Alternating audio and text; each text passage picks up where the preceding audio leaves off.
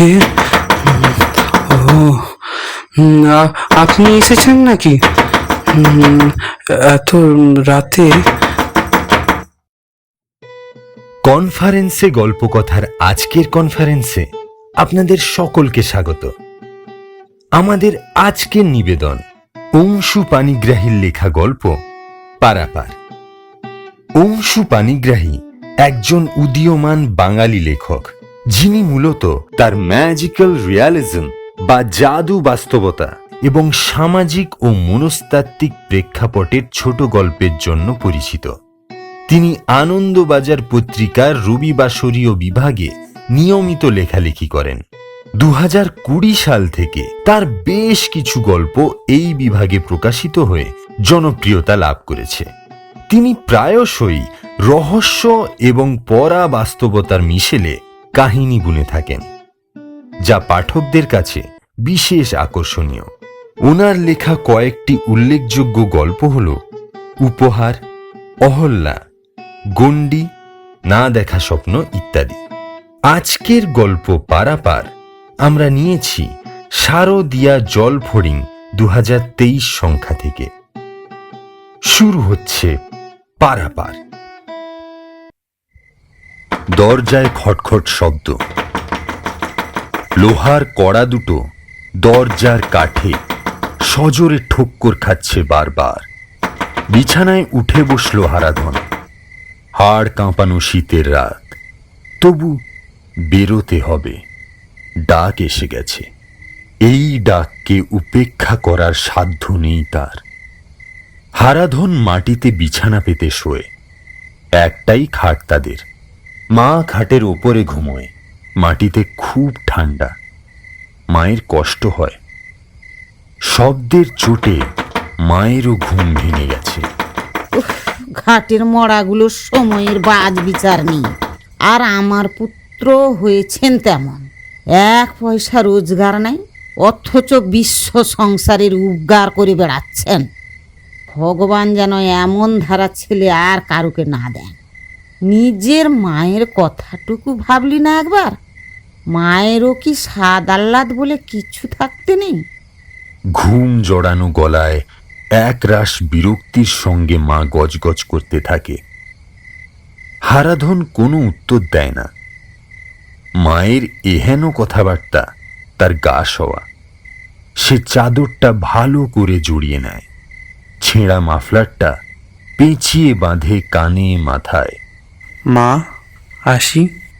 মৃদু স্বরে একবার অনুমতি নেয় হারাধন। হ্যাঁ, যা যা, তোকে আটকাবো কেন আমি? তুই সমাজ সেবা করে বেড়াবি, আর আমি ছেঁড়া কাঁথায় শুয়ে শুয়ে চোখের জল ফেলব। মরণও হয় না আমার। ঝাঁঝিয়ে ওঠে মা। হারাধন আর কথা না বাড়িয়ে দরজাটা খুলে দেয়। ঝাঁপিয়ে আসা হিম শীতল বাতাস ধারালো দাঁত দিয়ে হারাধনের হাড় অবধি কামড়ে ধরে। সে তাড়াতাড়ি দরজাটা ভেজিয়ে বাইরে আসে। হারাধন জানে এখন কাউকে দেখা যাবে না, তবু অভ্যাস মতো চারিদিকে একবার চোখ বুলিয়ে নেয়। প্রথম দিকে অল্প স্বল্প ভয় করত, গা শিরশির করত। এখন আর কিছু মনে হয় না, স্বাভাবিক হয়ে গেছে। আকাশে দর্শন দিয়েছে ভাঙা একখানা চাঁদ। ফিনফিনে কুয়াশায় জড়িয়ে সেই আলো ঘোলাটে। উঠোনের এক প্রান্তে খুঁটিতে হেলান দিয়ে রাখা আছে সাইকেলটা।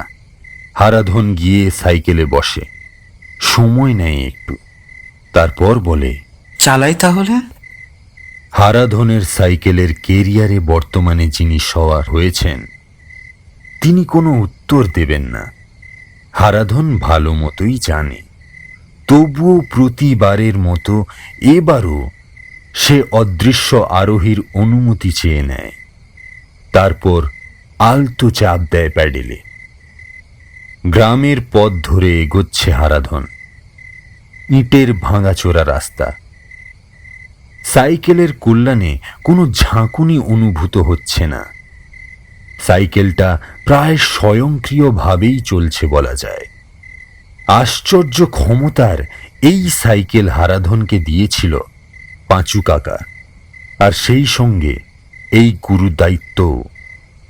পাঁচু কাকার সঙ্গে সেদিনের সাক্ষাতেই আমূল বদলে গিয়েছিল হারাধনের জীবন। বছর চারেক আগের কথা। হারাধনের বয়স তখন 25। ছোটবেলায় সে বাবাকে হারিয়েছে। সামান্য যেটুকু জমি জমা ছিল তাতেই চাষবাস করে হারাধনকে মানুষ করেছে মা। পড়াশোনাটা হয়নি হারাধনের। চাষের কাজে মাকে সাহায্য করতে করতেই কিভাবে যেন একদিন সে যুবক হয়ে গেল। মা বলল, এই সামান্য জমিতে চাষ করে কি বা হবে? চাষের যা খরচ এখন, সেই তুলনায় ফসলের দাম কোথায়? তুই বরং চাকরি বাকরির একটা খোঁজ কর বাবা। পড়াশোনা তেমন জানা নেই হারাধনের, কোন চাকরিটা পাবে সে? তবু মায়ের পীড়াপিড়িতে সহদেবদাকে ধরল। সহদেবদা কি একটা সূত্রে তাদের আত্মীয় হয়। শহরে মাছের খাবারের গোডাউনে হিসেবপত্র দেখাশোনার কাজ করে। গোডাউনে একজন পাহারাদারের প্রয়োজন ছিল। সহদেবদার তদবিরে হারাধন সহজেই কাজটা পেয়ে গেল। রাত 8টা থেকে ডিউটি। সকালে সহদেবদার হাতে চাবি তুলে দিয়ে মুক্তি। মা খুব খুশি। হারাধনেরও পছন্দ হয়েছিল চাকরিটা। প্রথম দিন একটু আগে ভাগেই বেরিয়েছিল। সন্ধ্যের পর গেলেও চলত। তবু সূর্য ডোবার মুখেই বাড়ি থেকে বেরিয়ে পড়ল সে। তাদের গ্রামটা খুব বড়। গ্রামের শেষে একটা বাঁধানো বটগাছ। গাছটার সামনে দিয়েই একটা রাস্তা সোজা গিয়ে মিশেছে হাইওয়েতে। রাস্তাটা ধরে কিছু দূর হাঁটলেই শহর। আর একটা রাস্তা ডান দিকে চলে গেছে। সে রাস্তা দিয়ে আশেপাশের গ্রামগুলোতে যাওয়া যায়। গরমের দিন। সূর্য ডুবে গেলেও আকাশটা লাল হয়ে আছে।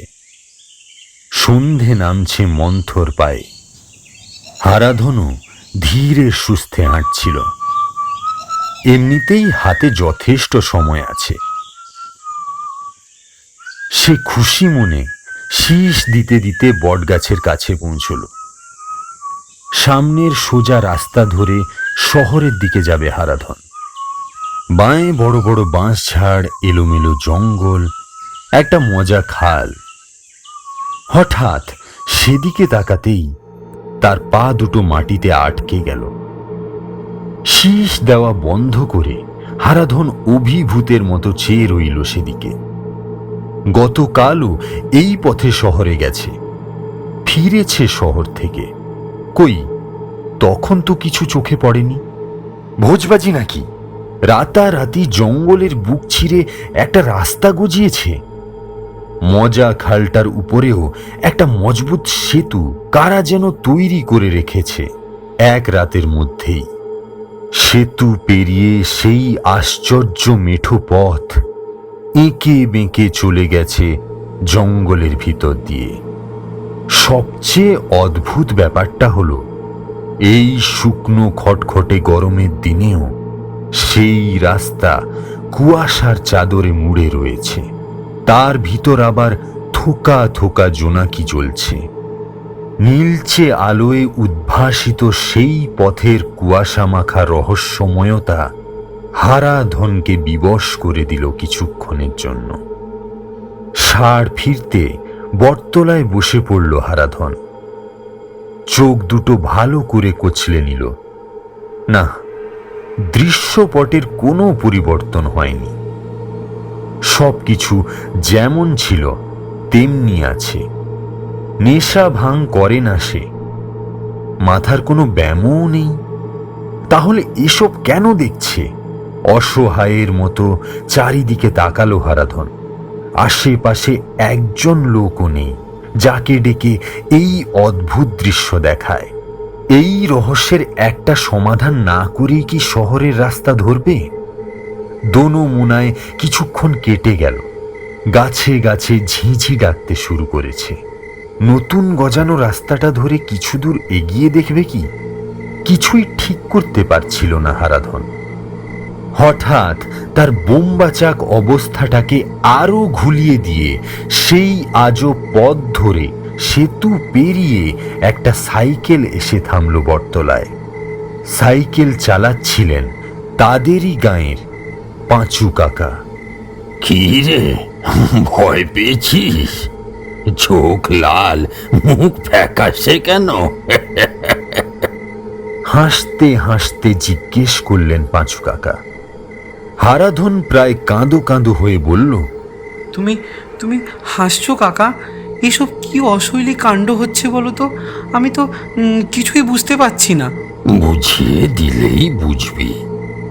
চল আগে একটু জিরোনো যাক, যা গরম পড়েছে। উফ! হারাধনকে নিয়ে পাঁচু কাকা বটতলায় বসলেন। তা সেজে গুজে এই সন্ধেবেলা কোথায় যাচ্ছিলি বাপ? শহরে একটা গোডাউনে চাকরি পেয়েছি, নাইট ডিউটি। আজই প্রথম দিন। একটু ধাতস্থ হয়েছে হারাধন। ও যাক, ভালোই হয়েছে। এখনো চাকরিতে জয়েন করিসনি, পরে ছাড়তে কষ্ট হতো। চাকরি ছাড়বো কেন? হারাধন আবার হতভম্ব।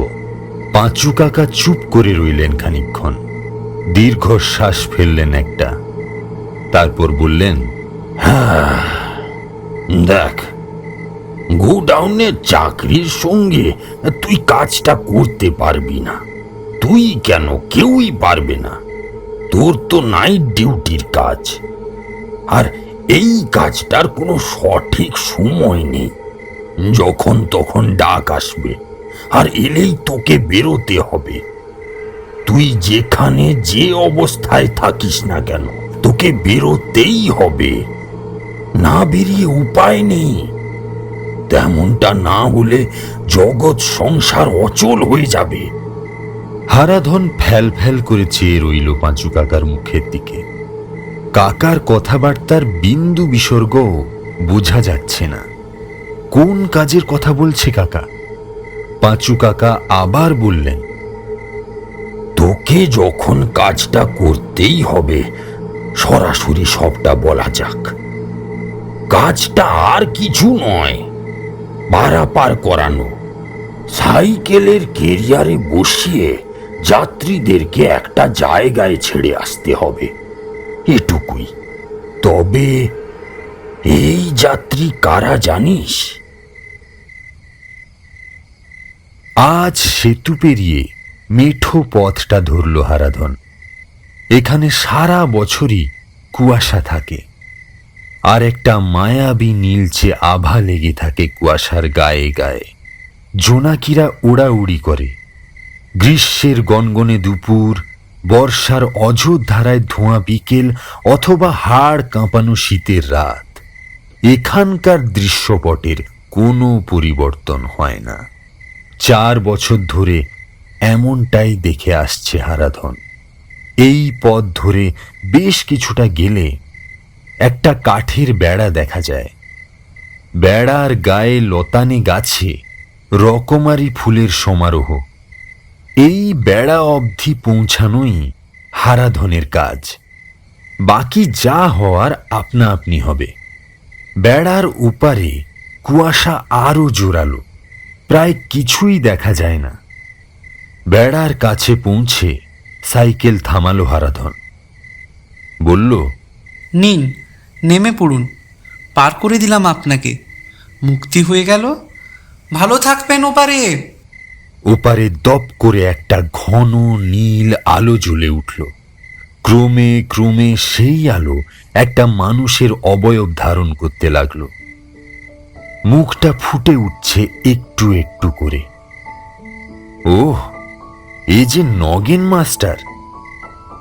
প্রাইমারি স্কুলে কি মারটাই না মেরেছেন হারাধনকে। নগেন মাস্টার ইংরেজি পড়াতেন। হারাধন কোনো দিনই তাঁর ক্লাসে পড়া দিতে পারত না। পিঠে পড়ত সব বেতের বাড়ি। স্কুলের দিনগুলো মনে পড়ে গেল হারাধনের। বেড়ার ওপারে মাস্টার মশাই হাসছেন। স্কুলে কোনো দিনই তাকে হাসতে দেখেনি কেউ। নতুন জগতের বাসিন্দা হয়ে বদলে গেছেন মাস্টার মশাই।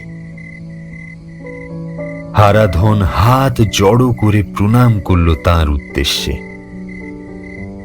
মাস্টার মশাই মৃদু হেসে ধীরে ধীরে মিলিয়ে গেলেন ঘন কুয়াশার মধ্যে। মনটা ভালো হয়ে গেল হারাধনের। এই যে নির্মল হাসি উপহার দিয়ে গেলেন নগেন মাস্টার, সেটুকুই তো প্রাপ্তি। অনেকে বেড়ার ওপারে গিয়েও গম্ভীর হয়ে থাকেন, তাতে অবশ্য ক্ষতি কিছু নেই। হারাধনের সাইকেলে যারা চেপে বসেন তারা সকলেই মুক্তি চান, নতুন দুনিয়ায় আসতে চান। দুই জগতের সংযোগকারী পথটুকু পেরিয়ে আসার ক্ষমতা নেই তাদের।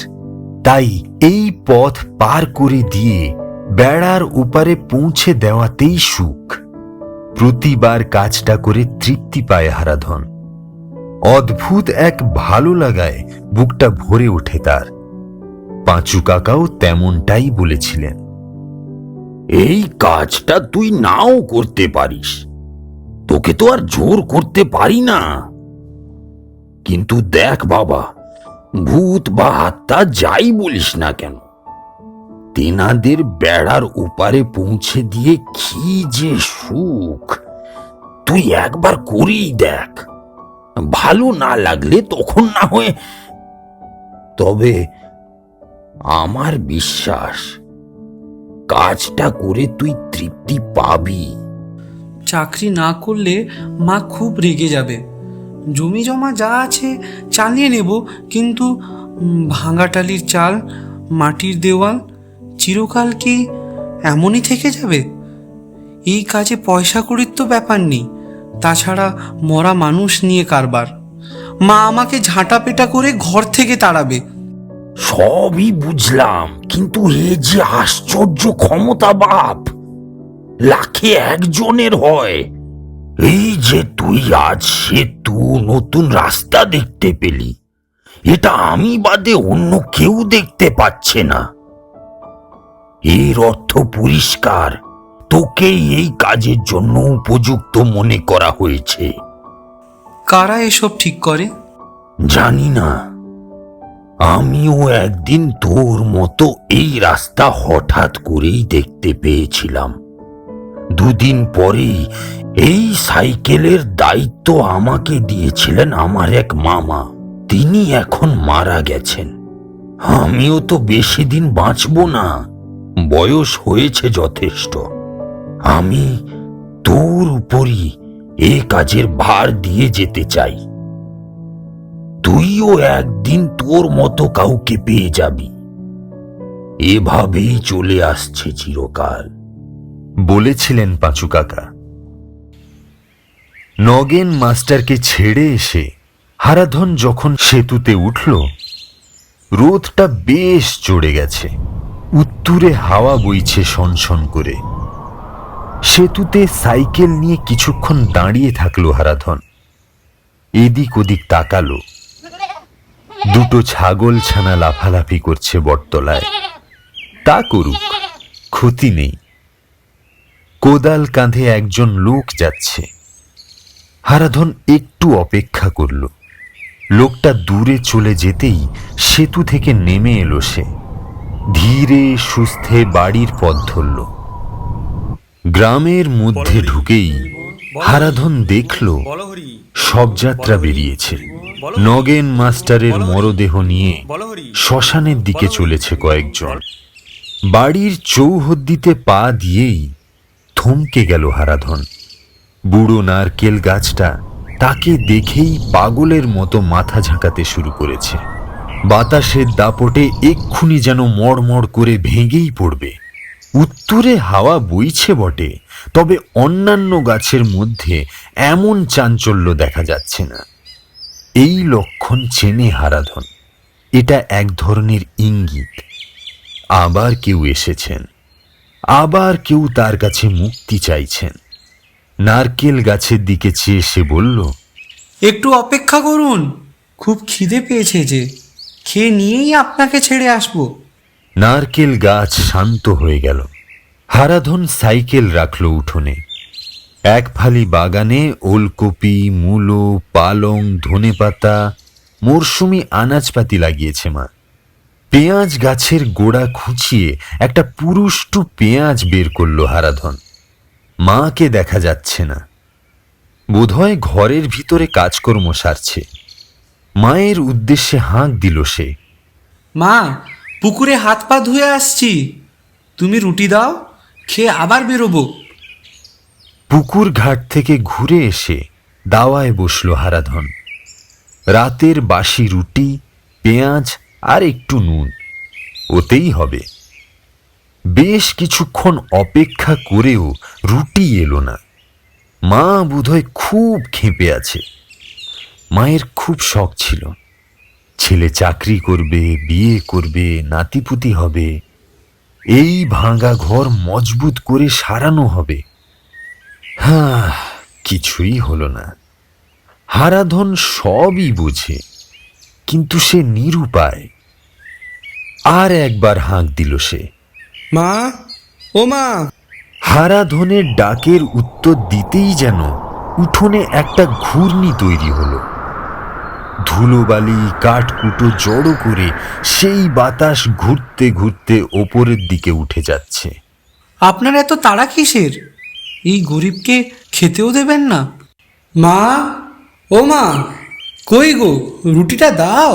বেশ কয়েকবার ডেকেও যখন মায়ের কোনো সাড়া পাওয়া গেল না, হারাধনের বুকটা ধক করে উঠল। দ্রুত পায়ে ঘরে ঢুকল সে। দৃশ্য দেখে আতঙ্কে হিম হয়ে গেল শরীর। মা পড়ে আছে মাটিতে, হাত দুটো মাথার দুদিকে ছড়ানো।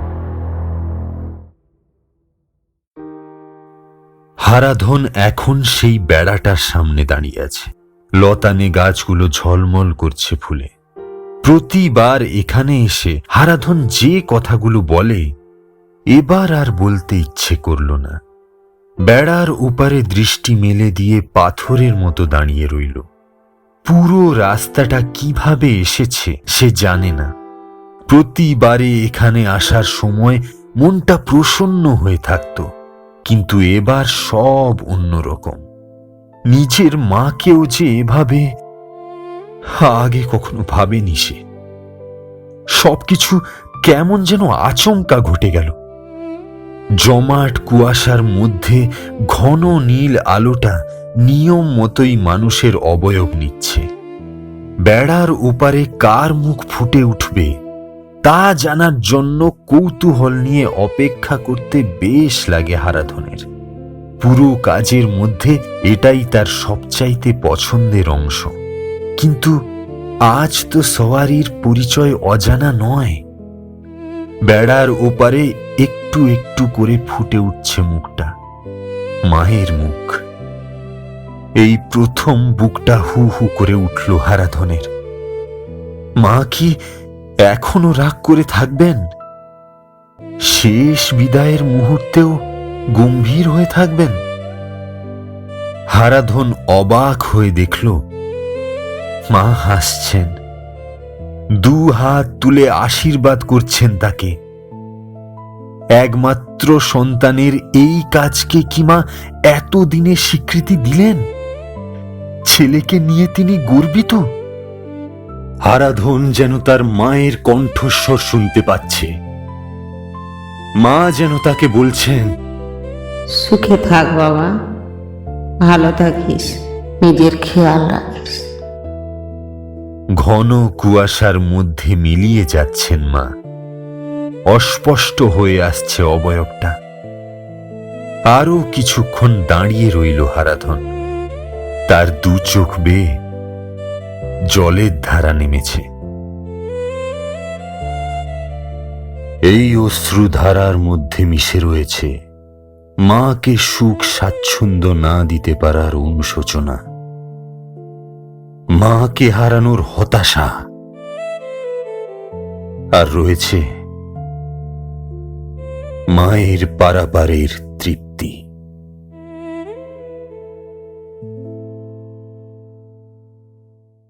শুনছিলেন অংশু পানিগ্রাহীর লেখা পারাপার। গল্প পাঠে ও পাঁচু কাকা চরিত্রে আমি কল্যাণ। হারাধন অনুপ। হারাধনের মা আলপনা সামন্ত। সম্পাদনা ও আবহ সঙ্গীতে কল্যাণ। কনফারেন্সে গল্পকথার তরফ থেকে লেখক শ্রী অংশু পানিগ্রাহীকে আন্তরিক ধন্যবাদ এই বিশেষ উদ্যোগে আমাদের পাশে থাকার জন্য। শেষ হলো আমাদের আজকের কনফারেন্স। যাবার আগে লাইক, কমেন্ট, সাবস্ক্রাইব আর বন্ধুদের সাথে শেয়ার করতে ভুলবেন না কিন্তু। Till next time.